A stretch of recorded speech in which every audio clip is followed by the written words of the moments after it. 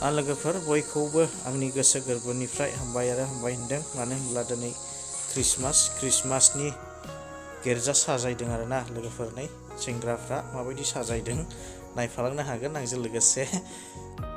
मोजां साजायदों आरोना, मोजांथारैनो साजायनायफ्रा। माने गावसिनि रोंनायजों गावसिनि गोसो बायदि आइडिया बायदि मावलांगासिनो दङ।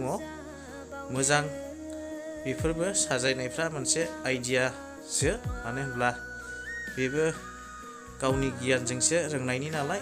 बेखौ नोंथांमोननो गुसुंबाबो शेयार खालामनोसै होननानै ब्लग लाबोबावबाय। मानो होनब्ला नोंथांमोनाबो जेन' नायनानैनो मोजां मोनो गोसोफ्राखौ।